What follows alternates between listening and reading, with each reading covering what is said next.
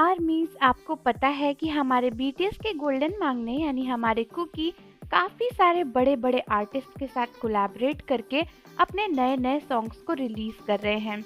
और अब जंगकुक की जो एल्बम आने वाली है उसमें भी उन्होंने बहुत ही सारे आर्टिस्ट के साथ कोलैबोरेशन किया है। लेकिन जहां जंगकुक की इस ग्लोबल अचीवमेंट के लिए दुनिया भर की आर्मीज काफी एक्साइटेड और खुश हैं, वहीं बहुत सी आर्मीज इसी बात को लेकर नाराज हैं और उनको लगता है कि ये बिग हिट की प्लानिंग और एक बहुत ही बड़ी गलती है। लेकिन आखिर आर्मीज को ऐसा क्यों लगता है, वो जानने से पहले चैनल को सब्सक्राइब कर लीजिए और बेल आइकन प्रेस कर दीजिए। तो आर्मीज, आप सभी को पता ही है कि बीटीएस एक कोरियन आर्टिस्ट हैं जो कि स्टार्टिंग में सिर्फ और सिर्फ कोरियन लैंग्वेजेस में ही सॉन्ग्स बनाते थे। उसके बाद धीरे धीरे बीटीएस ने खुद को ग्लोबलाइज किया और उसके बाद फुल इंग्लिश सॉन्ग्स भी लॉन्च करने लगे और उसके बाद अभी भी बीटीएस के मैक्सिमम सॉन्ग्स जो हैं वो कोरियन लैंग्वेज में ही होते हैं। लेकिन बीटीएस के जंगकुक एक ऐसे मेंबर हैं जो काफी जल्दी इंटरनेशनल सेंसेशन बन चुके हैं। इवन बीटीएस के मेंबर्स को अगर कोई नहीं भी जानता हो तो बहुत सारे लोग ऐसे होंगे जो जंगकुक को डेफिनेटली जानते होंगे, क्योंकि जंगकुक ने बहुत सारे आर्टिस्ट के साथ कोलैबोरेशन कर लिया है। और चार्ली जो कि एक बहुत ही फेमस हॉलीवुड सिंगर हैं, उनके साथ भी जंगकुक बहुत ही पहले कोलैबोरेट कर चुके थे। लेकिन इसी बात को लेकर बहुत सी आर्मीज बिग हिट से काफी नाराज हैं, क्योंकि आर्मीज को लगता है कि बिग हिट जानबूझकर सिर्फ और सिर्फ जंगकुक को ही आगे प्रमोट कर रहे हैं। क्योंकि जैसा कि आप जानते हो के पॉप आइडल्स की एक फिक्स्ड एज होती है, जैसे कि 30 या 31, जब वो रिटायर हो जाते हैं। हालांकि हमारे बीटीएस के मेंबर्स ने तो कॉन्ट्रैक्ट भी रिन्यू कर लिया है, तो वो अभी डिसबैंड नहीं होने वाले। लेकिन फिर भी इंटरनेशनल एज में देखा जाए तो बीटीएस के बाकी मेंबर्स ऑलमोस्ट अभी उतने ज़्यादा बड़े हो चुके हैं।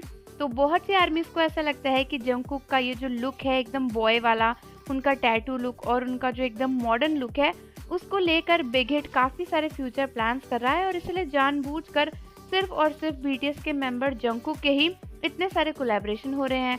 क्योंकि रिसेंटली वी, जिमिन और बहुत ही सारे बीटीएस के मेंबर्स की एल्बम्स आई, लेकिन जंगकुक ही वो ऐसे मेंबर हैं जिन्होंने सबसे ज़्यादा गाने लॉन्च किए बिना एल्बम के और एल्बम के साथ भी। और उनकी एल्बम में भी इतने ज़्यादा आर्टिस्ट कोलैबोरेशंस हैं जो कि किसी के भी आर्टिस्ट के एल्बम में नहीं थे। इवन वी के सॉन्ग्स आए तो उन्होंने किसी के साथ भी कोलैबोरेट नहीं किया था।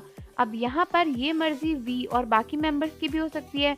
हो सकता है जंगकुक खुद ही चाहते हो कि वो लोगों के साथ कोलैबोरेट करें, क्योंकि जंगकुक ये पहले भी बता चुके हैं कि उनको इंग्लिश सीखना, इंग्लिश में गाना काफ़ी पसंद है और इसीलिए हो सकता है कि वो बाहर के आर्टिस्ट के साथ कोलैबोरेट कर रहे हों।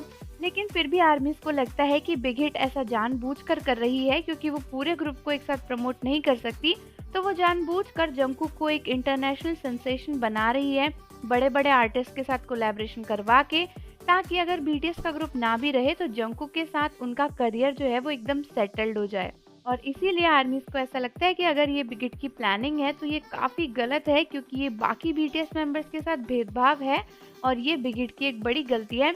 क्योंकि अगर वो ये सोच रहे हैं कि खाली बीटीएस के मेंबर जंगकुक को प्रमोट करके सब कुछ हो जाएगा, तो ऐसा नहीं होगा।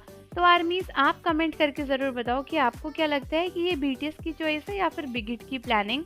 और जाने से पहले चैनल को सब्सक्राइब कर लीजिए, बेल आइकन प्रेस कर दीजिए। मिलते हैं आपसे अगली वीडियो के साथ।